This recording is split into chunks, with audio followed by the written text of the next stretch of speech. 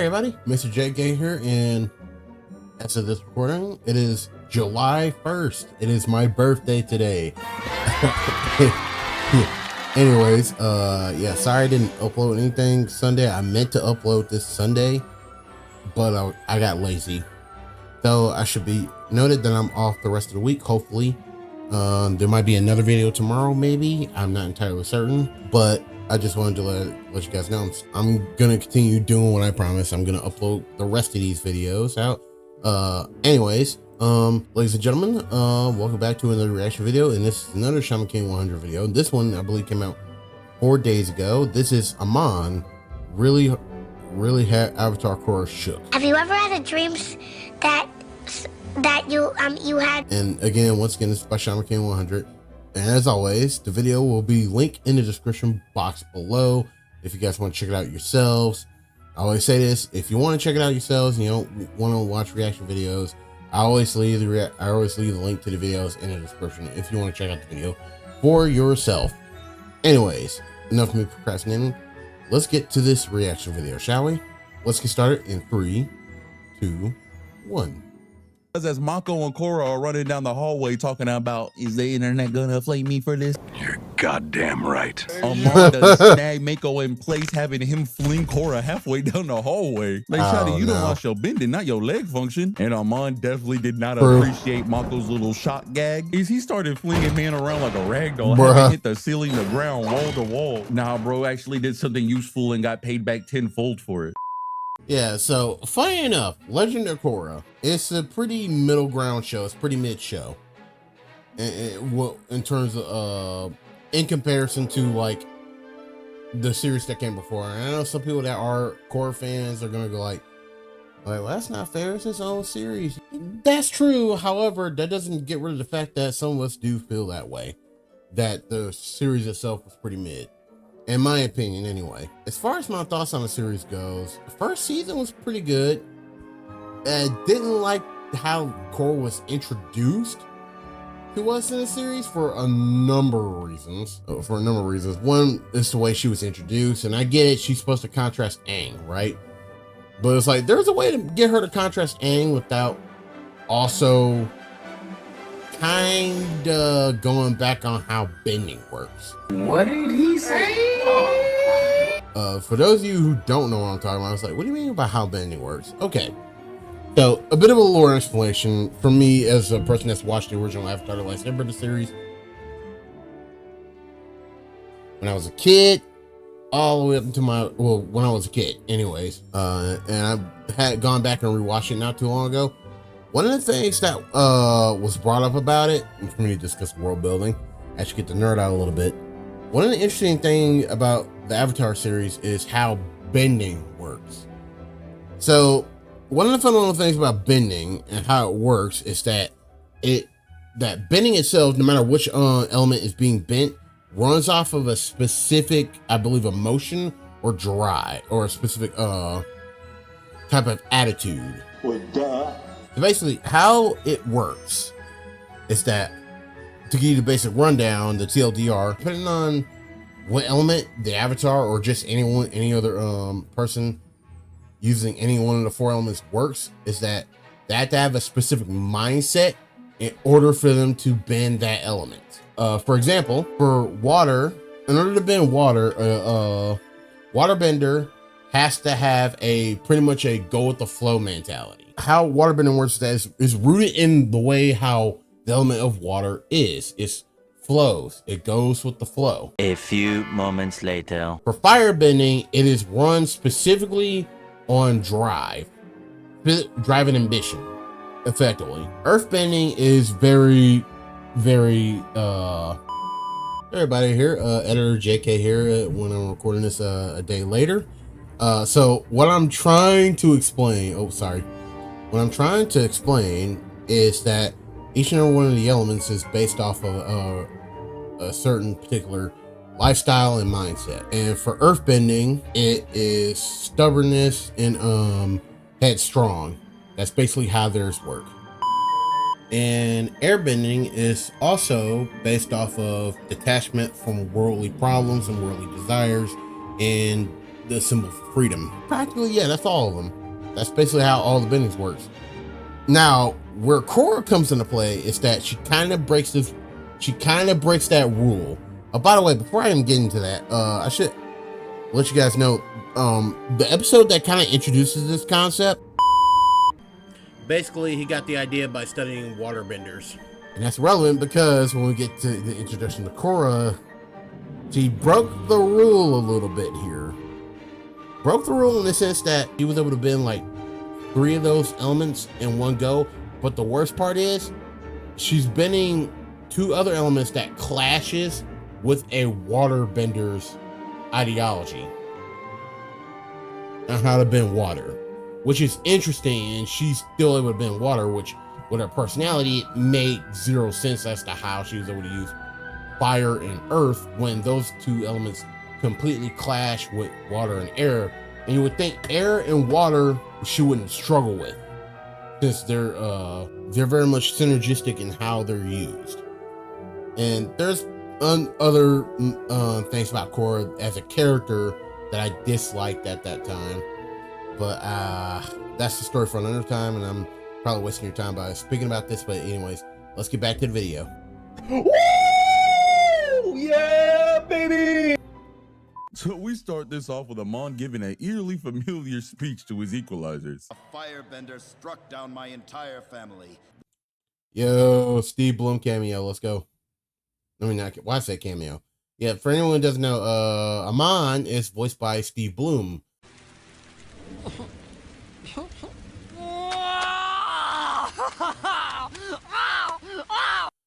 For those of you who don't know who Steve Bloom is, you may not have heard of the guy, but you definitely heard his voice before, especially if you've been in the anime community as long as I have. He is the voice of Spike Spiegel from Cowboy Bebop, and he is also the voice of Mugen from Samurai Champloo. And he's voiced other characters too. There's also Roger, I believe his name was Roger Smith from like the show, this obscure show that I used to watch back in the past called Big O. He also did a few cartoons as well. He was the original voice of Heat Blast from Ben 10. He was also Wolverine for a long time, and I think he still is to some degree. Like he still is, he still voices him. Like for instance, he still voices him in his voice. He still, I'm trying to say stuff. He still voices them now because his most recent role as Wolverine would be the current Overwatch destroying game that is Marvel Rivals. He plays him there, and he's also played him in Wolverine and the X-Men, and I think he played him in Spectacular. Not I was about to say Spectacular Spider-Man. No, he played him in he played Wolverine in Marvel's Ultimate Spider-Man. Ready, love or hate that show. I'm like, for me, it's hit or miss with that show. And funny enough, speaking of Spectacular Spider-Man, he also voiced Green Goblin and I think a few other characters in the Spectacular Spider-Man too. By the way, if you've not watched Spectacular Spider-Man, I highly recommend it. It is a really good show. I don't know if there's on any other streaming services as of now. If anybody knows, could you let me know in the comment section below?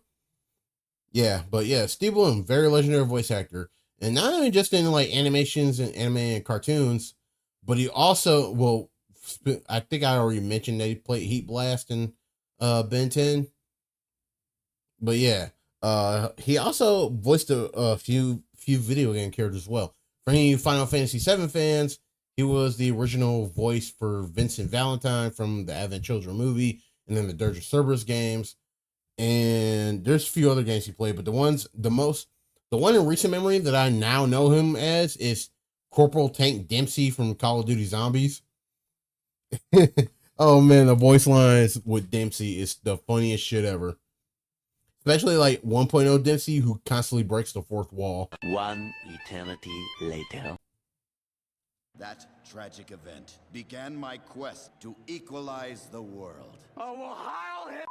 But during this motivational speech, KORRA pulls up like Eminem in 8 Mile, trying to ruin man's cred. See, he think he Denzel, wanna equalize a lot. Yeah, he call himself AMON, but his name Noah talk. See, Noah talk a lot about all of his ambitions. Oh really? You're gonna really do this in rap? Okay. You ever mentioned that his bro a politician? Says he hate benders. That's how he got famous. His whole family blood bend, but they now affiliated. His pop's a criminal, won't see him for dinner. You talk about me, but tell him how you a water bender. Oh, and Shouty thought she was really cooking. So Lamont, like Falcon, if he had a chance to rebuttal, call Shouty's bluff like bet. And man takes off the mask. Damn.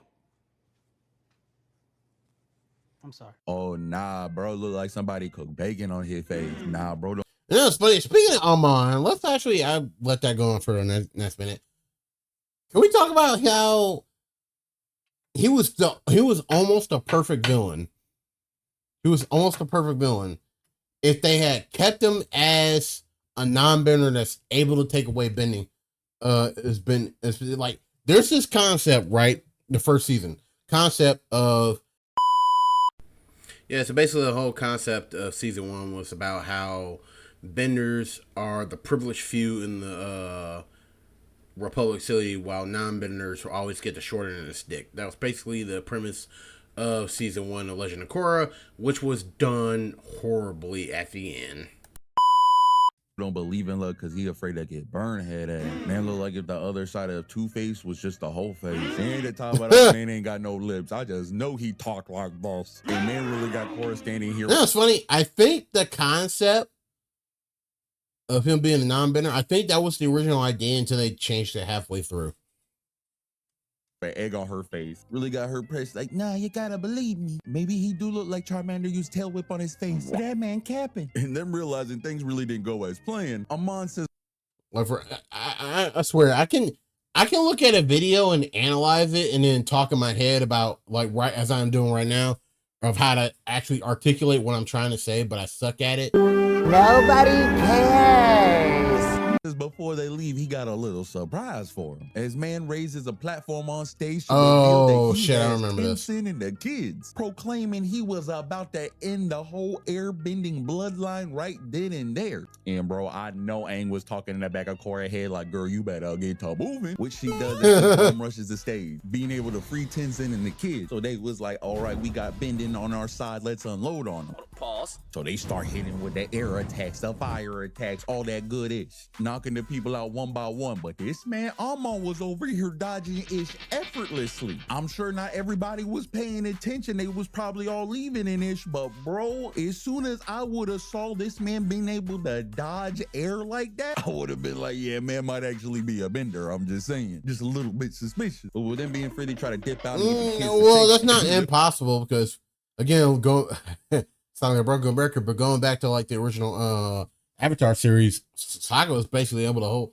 his own against multiple benders. So a non-bender being able to hold his own against benders is not unheard of. And not even just Sokka, also Ty Lee from there's another good example of like non-benders being able to hold their own against benders. Little man was about that action.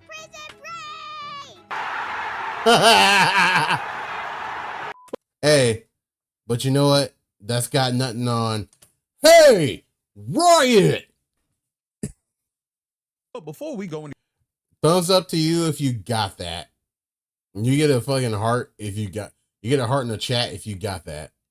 further, I need to tell you about Aura, today's video sponsor. sponsor. Here's the It's sponsor. wild. Me and Aura have been partnered for a while now, and before I started using them, I was getting bombarded with spam calls and scammers. And that's the worst part. I had to answer my phone for work and emergencies. But after months of using Aura, not a single spam call. I legit forgot they existed. And that's all thanks to Aura's data broker opt-out feature. They found my personal info being sold on shady sites to be used against me, and Aura stepped in and said, nah, and put a stop to it. That one service was good enough for me, but also getting identity theft protection, antivirus for another layer of protection, plus a VPN and a password manager just for quality of life? I was sold. But if I am definitely gonna look into this when I got the money. you're not sold, try it out yourself. Use my link aura.com/ShamanKing100 to get a 2-week free trial. That gives you time to test out all the features and lets Aura see if any of your info has already been leaked. It's a win-win. So hit the link, give it a try, and thank you to Aura again for helping us get these videos out to y'all.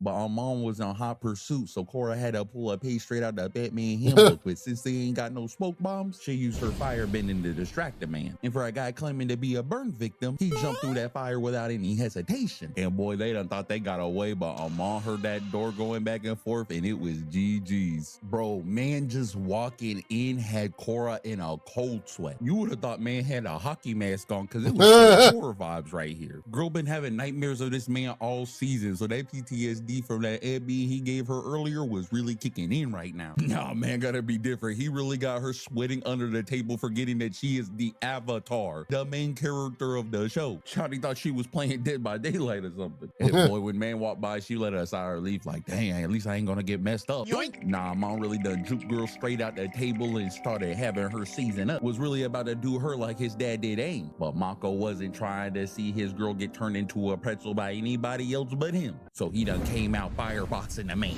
And while Amon is bloodbending Korra, he is bobbing and weaving the fire attacks. And grabbed man by his collar and had both of them season up. And what proceeded next, boy, is a straight violation. Bruh. As he told his firebender to pull up a seat as he violates his girl right in front of him as he watches on some sneako-ish. Had Shouty on the knees and everything. Things were getting a little freaky deaky. It was really I gotta admit, this kind of freaked me out a little bit too. Giving this photo vibes right now. And man, boy was trying to make the first season a straight banger, because man raised that thumb up, put it straight on her forehead, and took the Avatar's bending away from her. No, this can't be. Uncle Ruckus. No, not that. Not Uncle Ruckus. Or when I see this for the first time, I couldn't believe it. Like, yo, this man really dangerous. They really going all out with this series. But right when he did this, Amon's top man done seen it all, and he was pissed. I believe in you. I done get my whole life for this movement. I done did all this for you, baby. Now you done broke my heart, so I'm gonna break your face. And me just watching the Avatar and a firebender getting their butt whooped, thought he was about to make a difference. As he came in, Amon done turned that neck so fast it could give a man whiplash, and he force choked the sniznit out this man. And after making quick work of him, Amon realizes there's one too many benders in this room, and sets aside on Mako to be turned into a regular person. And Mako, for the first and maybe the last time of the whole series, does something actually pretty helpful and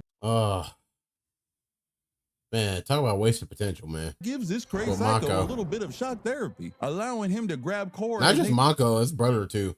Try to escape, but Amon was pissed, because as Mako and Korra are running down the hallway talking about, is the internet gonna flame me for this? Amon done snag Mako in place, having him fling Korra halfway down the hallway. Like, Shawty, you done lost your bending, not your leg function. And Amon definitely I was just thinking that too. Mako's little shot gag is he started flinging man around like a rag doll, having hit the ceiling, the ground, wall to wall. Nah, bro actually did something useful and got paid back. My bro got violated so hard. Back tenfold for it. And Amon was ready to take man's power right then and there. And in that instance, Korra finally remembered that she's the star of the show and sent out an over-the-head punch, finally unlocking airbending. Oh, and Amon's eyes got so big under that mask, he knew things was about to get serious. And Korra finally unlocking airbending, what she has been working to all season, straight start boxing the man with it. Nah, she was really out here being an MMA airbender. Nah, the uppercutted man into a metal pipe. I know his back gotta be hurt. Oh no! About to send man through the window, so he had to start bloodbending her real quick. But from the sheer force of will, Shouty said it's time to lock in and use airbending to Spartan kick this man straight out the window, sending Amon into the ocean. And for a guy who's so genius and had all this stuff planned out, it's had to be reflex or something. Because instead of just walking out of the water, Amon done water bending himself in front of all of his followers, revealing that the scar that he had on his face was actually makeup. They were fake? Of course they were fake. Oh, and Amon was really trying to do damage control. Oh my God. Nah, y'all ain't supposed to see that. I must have just awakened my waterbending skills. I ain't know I was a waterbender. You know what? Maybe the Avatar gripping me right now. It's not what it looked like. Come on, y'all. Got him. We fucking got him. I think to understand that a little bit, I hate to take away the comedy a little bit of this scene, but I think the thing about that a little bit is the fact that he did that more so because he says he has that plan, but I think the thing that betrayed him the most in that would be this. I think you say this for like athletes too, where like they do a routine for like a nice chunk of their lives to the point where it's like it's become instinctual to do so, to do a certain thing. And I think that's one of the things, one of those moments. Or it could be the fact that he probably didn't know anybody was there. And bro, the people wasn't buying it and the jig was up, and Amon knew that he had to dip out of there before he was done for good. So Amon went and met up with his brother, and they tried to make an escape as they pretty much have to start anew. He's over here talking to his brother like, yeah, man, that was crazy, right?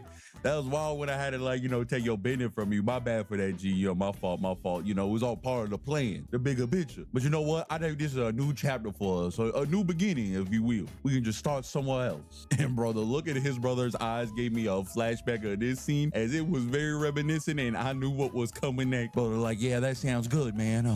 Can you just look forward and look at that sunset for me real quick? When Amon heard this, he said, GG's, and he like, God, take the wheel from there. But even yeah, and I think he knew. I think in that moment he knew too. with Amon and his brother gone for good, KORRA still doesn't have her bending back. Can't be the avatar, the master of all 4 elements when you only got 1 element. And not even Katara, one of the best healers in the series, could help her. So KORRA then thought her story here was pretty much about to be done. That was until Aang actually showed up. Until a familiar face done showed up and said, hey girl, I got a present for you. Allowing KORRA to get all of her bending back. Finally and also unlocking the avatar state. Able to control all 4 elements. Yeah, I'm sorry I had a bit of a yap session in the beginning there, but Jesus Christ, I was yapping for that long. I am so sorry. Anyways, ladies and gentlemen, thank you all for watching the video, and I'll see you all next time. Peace.